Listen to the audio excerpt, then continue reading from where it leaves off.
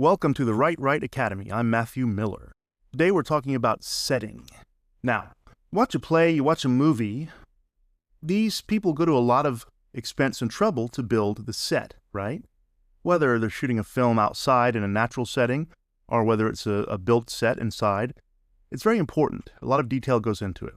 That's because the setting for a story is very, very important and can make a huge difference.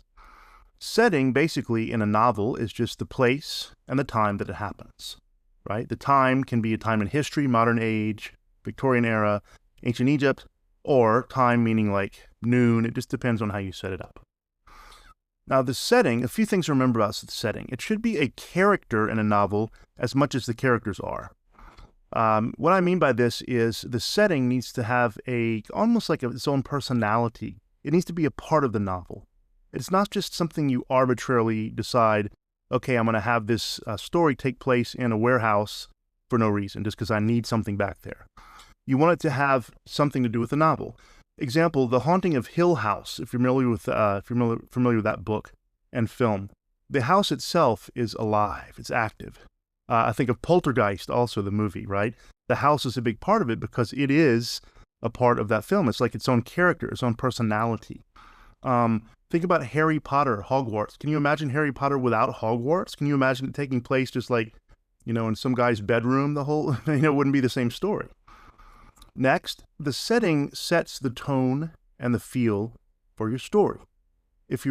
Now I write horror. If you're writing a haunted house story, obviously you need to have a creepy big old house if that's the kind of haunted house you're going for.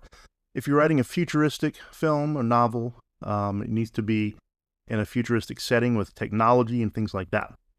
So it needs to set the tone and the feel for the entire act, for the entire story. Next, the setting needs to somehow drive the actions of the characters. Think about the Lord of the Rings series, The Hobbit, The Lord of the Rings. Boy, that setting, Middle-earth, Mordor, has so much to do with the story, doesn't it? It acts as like a motivation for the characters to go and to act. And that's because in that sense, and this is the next thing to remember, your setting should not be static. It shouldn't just stay the same. The setting itself should be somehow in danger or in transformation. It should pressure the characters to do something. Okay, the setting should. And I go back to Lord of the Rings, Middle-earth and Mordor, you have this kind of dark power coming over, Sauron, the rings, the ring wraiths. They have to get something done, i.e. ultimately destroy the ring, or else Middle-earth is in huge trouble. Now here's something I like to do. Even though the setting should be changing and not static, I think you should have one safe place, one unchanging safe place in the story that acts as a kind of regrouping area that is a place like a respite for the reader, that after all sorts of action or horror or whatever, it's intense. You need the characters to be able to go somewhere where things are normal for a little bit, just for a little while to recover. I think about in Harry Potter, the Hogwarts common rooms, right? The Gryffindor common room, where they could kind of go be themselves without too much danger from the outside.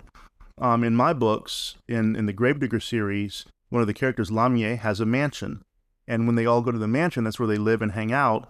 Well, things are kind of normal and they can kind of take a quick retreat from the action. Next, this is very important. How do you describe the setting? There has to be a careful balance. You can't under-describe, you can't over-describe. And this changes, the trends here change throughout time, depending on what readers want and what writers know. If you think about like the Victorian era or even the early 1900s, some of the settings are super detailed, right? The descriptions go on and on. In fact, that's one of the criticisms some people have about Lord of the Rings, that Tolkien just goes on and on in so much detail about every little blade of grass. There's a reason, though, you should not under-describe, because, like I said, the setting needs to be a part of the story. If you don't describe it well enough, it takes the reader out of immersion. Here's what I mean.